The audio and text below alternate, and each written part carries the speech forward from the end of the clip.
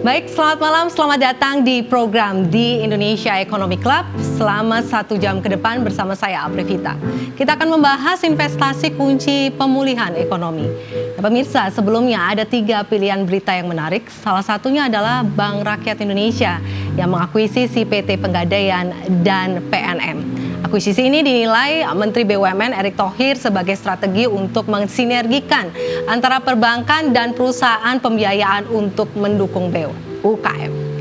Selanjutnya, setelah kabar dari perbankan, kita akan masuk kepada berita yang selanjutnya. Permodalan Nasional Madani seiring dengan rencana aksi korporasi akuisisi yang akan dilakukan perseroan. Jika wacana ini terrealisasi, maka aksi korporasi ini akan semakin mengukuhkan BRI sebagai pemain utama di segmen UMKM. Mega konsolidasi ini bisa menjadi sentimen positif bagi kinerja saham emiten berkode BBRI itu. Pembentukan holding BUMN ini bertujuan untuk membangun ekosistem agar semakin banyak pelaku usaha ultramikro yang terjangkau layanan keuangan formal. Holding ultramikro ini akan menyasar 57 juta nasabah yang 37 juta diantaranya masih belum punya akses keuangan formal. Ya, setelah kabar dari perbankan, kita masuk ke kabar bursa. Pertama kalinya saham BUMN lebih tinggi dari LQ45. Harga saham perusahaan plat merah terus meningkat di Bursa Efek Indonesia. Untuk pertama kalinya saham BUMN lebih tinggi dari saham indeks LQ45.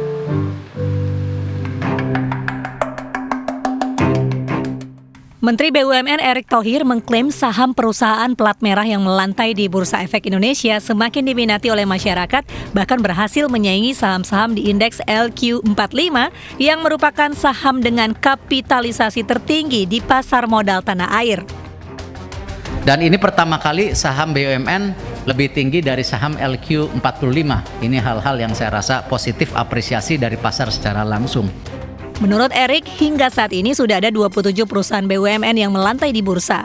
Ada 2 faktor yang membuat saham-saham BUMN bisa terbang meski pandemi memukul pasar saham Indonesia. Pertama, saham BUMN bisa melambung karena tidak lepas dari good corporate governance yang diterapkan oleh emiten itu sendiri. Kedua, perusahaan tersebut memiliki fundamental yang bagus dengan keberlanjutan inti bisnis yang menjanjikan di masa depan. Baik, selanjutnya sejak kembali diperbincangkan Super Holding. Tadi ide pembentukan Super Holding layaknya Temasek yang diisukan sejak dulu kembali menjadi perbincangan. Super Holding adalah perjalanan panjang yang harus ditempuh Kementerian BUMN. Cita-cita tersebut diwujudkan melalui Sovereign Wealth Fund.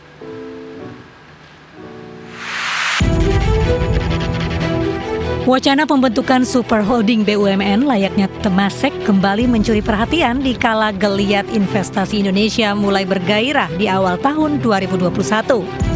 Temasek sendiri merupakan perusahaan asal Singapura yang bergerak di bidang investasi. Meski berstatus perusahaan milik pemerintah, sejak awal Temasek merupakan perusahaan investasi komersial dan menjadi salah satu yang terdepan. Berbeda dengan Temasek, pemerintah Indonesia membentuk dana abadi atau Sovereign Wealth Fund, yaitu lembaga pengelola investasi yang diberi nama Indonesia Investment Authority. INA juga membuka peluang kehadiran investor strategis dari negara lain untuk menopang proyek investasi di Indonesia lewat SWF. Bahkan saat ini sudah ada dana pensiun global, salah satu yang terbesar yaitu The Canada Pension Plan Investment Board. Ya pemirsa, seperti biasa saya tidak sendiri di studio ini.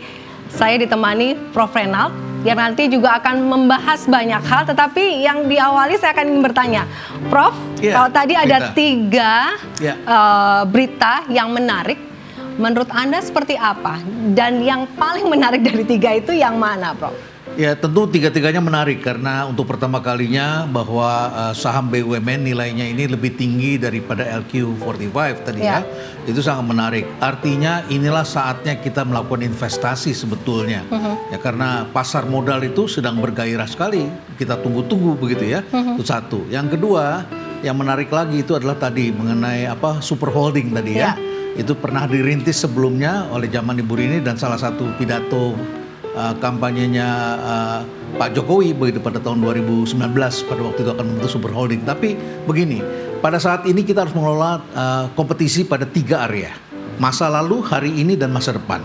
Kita mau melangkah masa depan, tiba-tiba terjadi yang masa lalu begitu. Ya, tiba-tiba terjadi pada hari ini misalnya saja kasusnya Jiwasraya. Ya. Sehingga Pak Menteri BUMN harus kembali berpikir dan lebih memprioritaskan misalnya kepada Indonesia Financial Group begitu ya. Holding yang menyangkut asuransi dan pembiayaan. Ya. Saya kira itu adalah bijaksana sehingga masalah-masalah hari ini diselesaikan dengan cepat. Itu yang saya kira kabar gembira. Jadi super holding tidak bisa jalan kalau sub-sub holdingnya ini tidak jalan, dan beliau sangat merespon dengan cepat. Saya kira bijaksana. Oke, berarti kita masih menunggu seperti apa kebijakan pemerintah ke depannya. Betul, ya. Nah, setelah kita meninggalkan tadi dengan 3 topik yang menarik, di studio juga telah hadir. Ya. Kalau saya bilang ini sosok yang memiliki apa ya? Saya bilang ketegasan, dan kemudian kancil, saya bilang. gesit. Tidak menerima kalau ada keterlambatan dalam proses. Ya, dan Langsung penjelasannya saja? saya kira enak sekali ya. Dan beliau ini masih muda tapi pengusaha yang mengerti, dan saya kira banyak harapan di. Jadi beliau sebenarnya beliau ada background pengusaha sehingga beliau tahu apa yang dibutuhkan pengusaha dari sisi kecepatan sangat jelas, birokrasi. ya. Betul. Baik, kita langsung saja. Selamat malam, Kepala BKPM Pak Bahlil Lahadalia. Malam, Vita. Malam. Pak Bahlil. Prof. Apa kabar? Apa kabar, Prof? Baik, Pak Bahlil sehat ya. Sehat. Sehat, ya. Covid terus melanda, investasi jalan terus. Nah, menarik. Saya ada data. Kalau saya boleh sampaikan dari The Computational Search Service, begitu ya, di data Juni 2020 ada sekitar 5 negara. Negara ini bisa dikatakan negara yang memiliki investasi yang cukup baik. Ada Kroasia, Thailand, Inggris, Indonesia, dan India. Bagaimana dengan Indonesia? Saya sedikit menyampaikan tentang kondisi investasi di 2020. Ya. Prof, Ya, saya silakan. sedikit meng-highlight. Ya.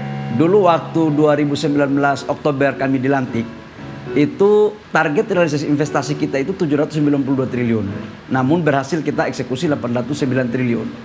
Di saat bersamaan, itu ada investasi mangkrak kurang lebih sekitar 708 triliun. Nah, investasi mangkrak ini adalah perusahaan-perusahaan yang sudah datang, tapi kemudian mereka tidak bisa merealisasikan investasinya karena persoalan izin yang di pusat juga bermasalah, izin kemudian undang-undang kita juga bermasalah antara kabupaten, kota, dan provinsi, kemudian persoalan lahan. Nah, di era pandemi Covid, kita punya target investasi itu 886 triliun. Tapi kita revisi menjadi 817 triliun. Nah, terkait dengan pertanyaan Vita tadi, di hampir semua negara, foreign direct investment mereka itu turun, itu 30-40% Fit. Menurut catatan beberapa lembaga-lembaga dunia. Nah, di Indonesia kita turunnya itu nggak lebih dari 10%. Oke. Kenapa?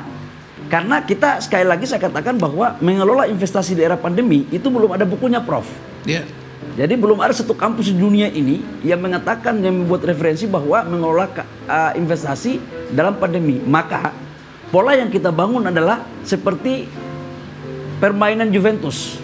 Jadi dengan kata lain sebetulnya kalau kita memanfaatkan atau mengangkat kembali yang mangkrak tadi, sebetulnya itu sudah hampir selesai dong barangkali target kita. Yes, dari 708 triliun kerjaan saya adalah kan nggak bisa promosi terlalu banyak, Prof. Ya. Maka saya selesaikannya dalam negeri. Dari 708 triliun itu sudah selesai 474 triliun. Itulah jawaban kenapa foreign direct investment kita turunnya tidak lebih dari 10%. Nah, itu pola bertahan karena barang sudah ada di rumah gitu. Kemudian menyerangnya bagaimana? Kita menyerang lagi, kita cari investasi lagi yang bisa punya prospek masuk ke Indonesia. Seperti apa? LG, CATL. Kita mau bangun energi untuk mobil listrik karena kita punya bahan baku, Prof. Kita hajar lagi di situ sama tim ya, pasti tim BUMN. Jadi agak sedikit dinamis memang melakukan formulasi. Jadi ada tiba saat tiba akal untuk mengelola investasi di Indonesia. Tapi ada juga sekarang BKPM itu tidak boleh memposisikan diri seperti bos, nggak boleh. Dia harus turun ke lapangan. Masalah investasi ini masalah lapangan. Kalau makro-makro udah cukup lah, banyak lah sudah Pak Prof Renal ini udah paling paten lah kalau bicara tentang makro kan. Tapi bagaimana persoalannya adalah makro yang bagus ini untuk bisa diimplementasikan. Nah, ini kadang-kadang teorinya belum ada itu di era Covid. Kalau kita petakan, kita kan perlu peta ini Pak Bahlil ya. Investasi macam apa yang muncul justru di era pandemi ini? Dari macam-macam investasi itu tentu kita lihat ada sesuatu yang baru yang diminati. Tentu karena melihat potensi Indonesia dan juga karena ada teknologi baru yang masuk. Apa yang dilihat oleh BKPM? Yang pertama yang masuk ini Prof adalah hilirisasi tambang nikel. Jadi kenapa sekarang kita tidak lagi melakukan ekspor ore nikel? Jadi hampir semua dunia sekarang melirik Indonesia. Karena Indonesia cadangannya terbesar Indonesia. 25% dari total cadangan dunia ada di Indonesia. Ya. Kemarin saya baru pulang dari Korea, tanda tangan 9,8 billion US dollar untuk LG Group dan BUMN Group konsorsium. Dan nikel ini berpotensi karena akan menggantikan industri yang lama yang berbasiskan mesin menjadi berbasiskan fossil fuel menjadi listrik ke depan. Dan kalau ini terjadi Prof, kita ini kan sering dikatakan bahwa negara kaya. Tapi kita tidak pernah dikenal oleh dunia menjadi satu pemain komoditas yang betul-betul sampai di hilir. Masa kejayaan kita kayu udah selesai, nggak ada industri kayu yang hebat. Masa kejayaan kita emas udah selesai juga. Kita nggak punya hilirisasi yang Batu bara hampir selesai. batu bara hampir selesai. Ikan nggak habis-habis, tetapi Vietnam sama Thailand industrinya sudah lebih maju. Nah, apa sih sekarang yang harus dilakukan oleh Indonesia? Mungkin bisa ditahan dulu. Nanti kita akan lihat lagi seperti apa realisasi dan target sambil kita break terlebih dahulu. Baik. Dan tentunya banyak investasi yang masuk ke Indonesia saat ini di Indonesia Economic Club segera kembali.